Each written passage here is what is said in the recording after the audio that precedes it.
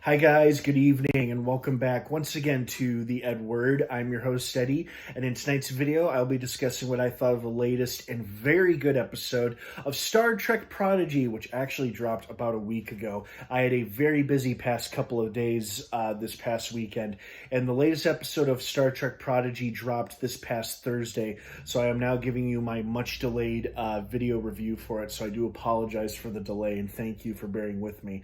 So if you're not caught up on Star Trek Prodigy by the latest episode, which is the one that dropped this past Thursday, do not keep watching or listening, as I will be discussing, spoilers, plot details, character stuff, all that jazz. You know the deal by now. That being said, you have been warned.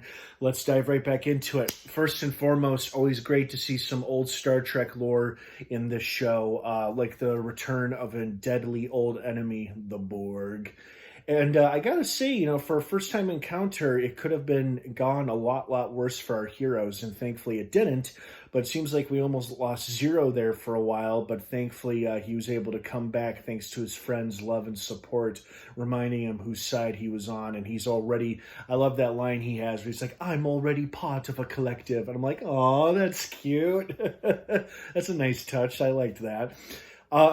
So that was cool. And then this episode also showed us that the real Janeway and her crew are very much hot on the trails of the protostar, and they seem to have found the destroyed Starfleet station they were at in the previous episode, and now it seems the Diviner has woken up finally, and how he'll be and how he'll behave when he finds himself aboard the Janeway ship in the sickbay. That'll be an interesting turn of events to see. But at least they survived their encounter with the Borg. And it sounds like not even the Borg were able to ascertain the secrets of this super dangerous, deadly weapon they've got on board their ship. So it means they cannot come into contact with any Starfleet vessel or station as long as they've got this thing aboard their ship. But it sounds like they're still determined to do their goodwill missions, which is responding to what is hopefully a real and genuine distress call and not some sort of trap laid by literally anyone or anybody. So it sounds like they're still determined to prove their worth to Starfleet by doing these goodwill missions, which will hopefully include answering this distress call, and hopefully it'll lead to them finding an answer as to, a couple of answers. First off, what Dal is. And as he pointed out, he's like, well, the answer will always be there. It just might take a while for me to get it.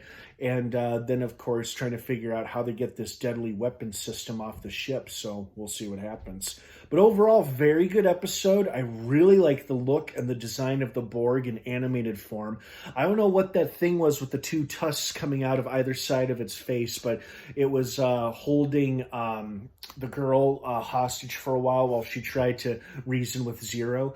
Because we don't see many Borg members that are not human, because most of them that we've seen have been male and female humanoids, but we haven't seen many Vulcan or Klingon or Romulan or Ferengi Borg ever. And it looks like we had a pretty cool alien species that appeared as a Borg in this episode. So that was a nice change up from the usual look and feel of the Borg.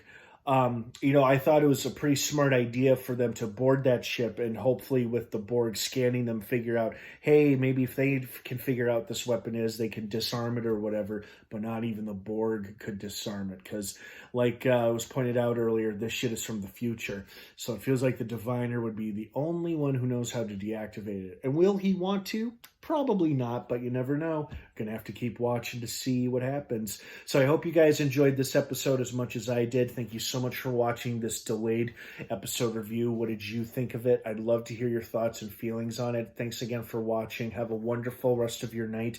Star Trek Prodigy drops new episodes every Thursday on Paramount Plus. Have a great rest of your night, everyone. Thanks for watching. And of course, until next time, live long and prosper.